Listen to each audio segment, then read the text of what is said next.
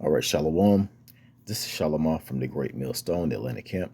Before I get started in this lesson, I want to give all praises, honor, and glory to Yahweh, Bahashem, Yahweh Shai, Bahashem, Rahakwadash.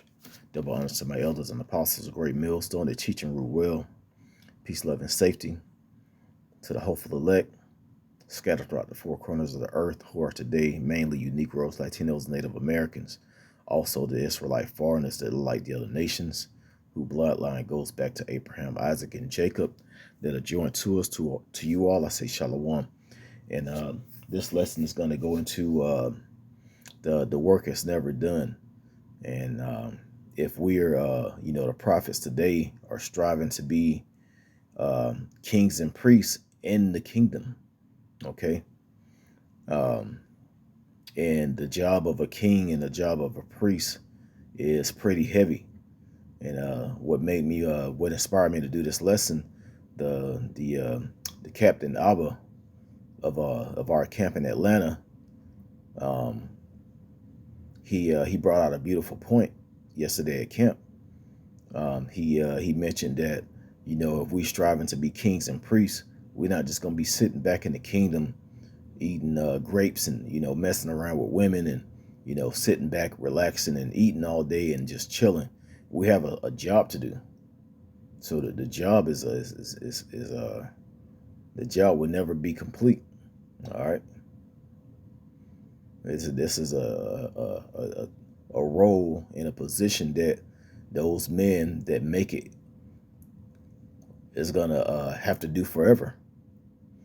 Okay, so I want to read. I'm gonna start out with Matthew chapter 19 and verse 1. Matthew chapter 19 and verse 28. It says, "And Yahushua said unto them, Verily I say unto you, that ye which have followed me in a regeneration, when the Son of Man shall sit in the throne of his glory, ye also shall sit upon 12 thrones, judging the 12 tribes of Israel." Okay, and those are going to be the 144,000 men. It's going to be 12 thrones, which are the 12 tribes, but it's going to be 12,000 men of each tribe. So that's 144,000 men.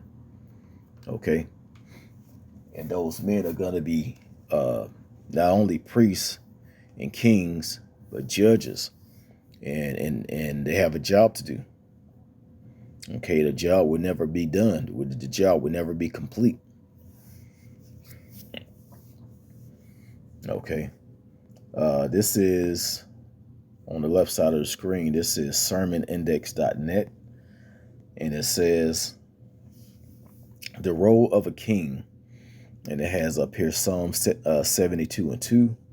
The role and obligation of a king. The initial meaning of kingship is ruling for the sake of protection of a particular group of families, the clan, the tribes, as well as the clans and tribes, the nation.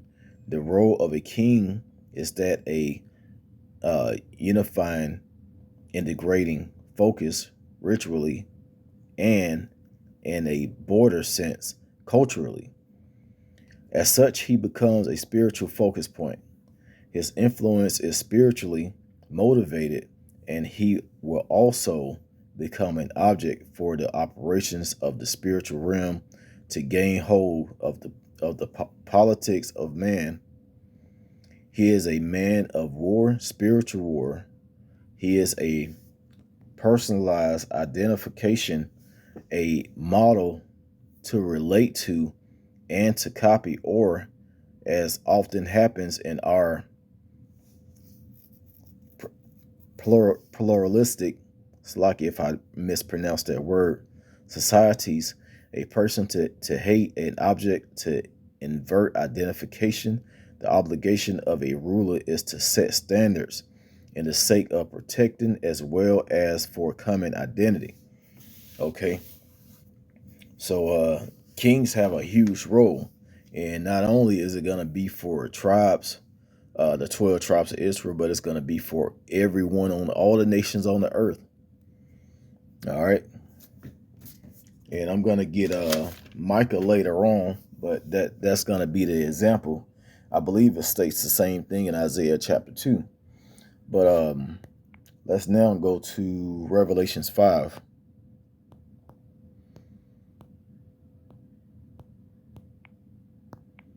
This is Revelations chapter 5 and verse 9. It says, "And they sung a new song, saying, Thou art worthy to take the book and to open the seals thereof, for thou wast slain, and hast redeemed us to power by thy blood out of every kindred and tongue and people and nation." All right, this is talking about Yahweh Shai. Okay, he's going to redeem certain men throughout the four corners of the earth. It says, "And has made us unto power, kings and priests, and we shall reign on the earth forever." So that's going to be an everlasting job. That's a big role to take on. Hey, can you imagine being a role model for your people forever and for the other nations?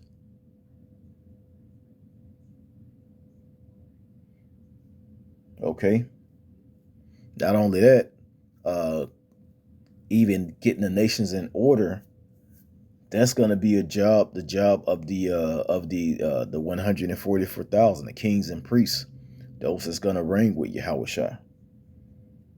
All right, let's go to Isaiah.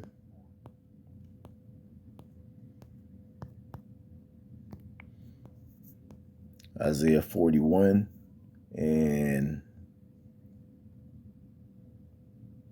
15. It says, "Behold, I will make thee a new sharp thrusting instrument having teeth." So that's talking about the Lord is gonna call. You're gonna be turned up. You're gonna have power. All right. When you look at animals, that power is in their bite, which is in their teeth. Okay. So that's gonna be that's symbolic for having power. It says, "Thou shalt thrust the mountains and beat them small, and shall make the hills as chaff." Okay, and the mountains represent governments and the other nations. It says, "They shall thrust the mountains and beat them small, and make the hills as chaff." So these other nations, they're gonna have to be beaten and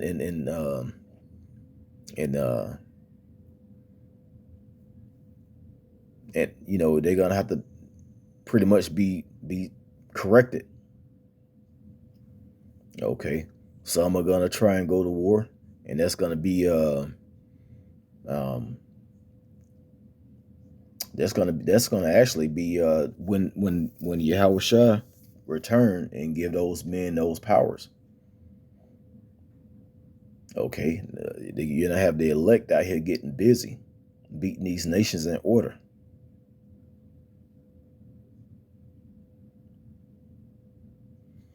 So yeah, that's gonna be a nasty job as well. It's gonna be a lot of blood taking place, a lot of bloodshed. When Yahweh Shai himself come down, he's gonna shed a lot of blood. All right, let's go to Micah chapter 4. I'm gonna start at verse 1. It says, "But in the last days it shall come to pass that the mountain of the house of the Lord Yahweh shall be established in the top of the mountains." All right, like I said, the mountains represent governments, and the top government is gonna be the elect, starting with Yahweh Shai, King David. Okay, down to the 144,000, which the men on earth are striving to be a part of now. That's serving the Lord. That's prophesying. That's doing that's doing the teaching, doing the lessons.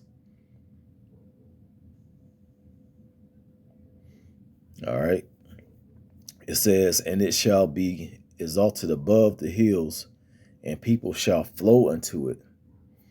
Many nations shall come and say, Come, and let us go up to the mountain of the Lord Yahweh, and to the house of the power of Jacob, and he will teach us of his ways. So we're going to be teachers, role models, showing these other nations how they're supposed to live. And it's going to go into that. It says, and we will walk in his paths, for the law shall go forth of Zion, and the word of the Lord Yahweh from Jerusalem. And he shall judge among many people and rebuke strong nations afar off. And they shall beat their swords into plowshares and their spears into pruning hooks. Right now they're beating their pruning hooks into spears and their plowshares into swords. Okay, it goes to that in the book of Joel. It says, let the weak say that I am strong, because they're getting ready for war now. But once Yahweh shall return, the kingdom of heaven is established. The tabernacle of David is built back up. It's not going to be a need for war anymore. Who's going to go to war with who? All the power is going to be in throughout the Yahweh Shah and the 144,000 and the Israelites. That's who's going to have all the power. As soon as they try and get into a slight disagreement with each other, there's going to be consequences behind that coming from the highest power. Okay? There's not going to be any more war. This is going to be a time of peace, finally, when Esau, the so-called white man, is taken down from his position. It says, nation shall not lift up a sword against nation, neither shall they learn war anymore. But they shall sit every man under his vine and under his fig tree, and none shall make them afraid. For the mouth of the Lord Yahweh of hosts has spoken it. Okay, so that's gonna be the job of the saints of the 144,000 to carry out throughout these other nations. Okay, of course, that authority is going to come from Yahweh himself. All right, through Yahweh Shah, and down to the 144,000.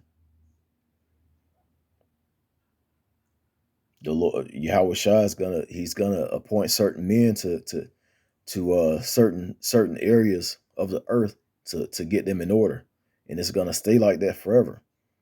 Not only that, you want to make sure your own people are good. You want to make sure they have plenty of food.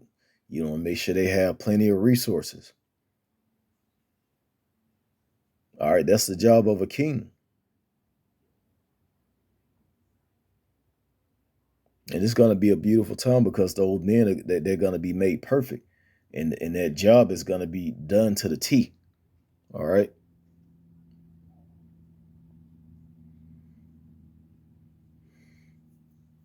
So yeah, even in the kingdom, we're still going to have work, but it's going to be for a major purpose. Okay. And not only that, you're serving the highest power forever and reigning with Yahweh Shah forever. Okay. So yeah, we that's the type of work that we want. That's the type of work that we want to carry on forever and ever.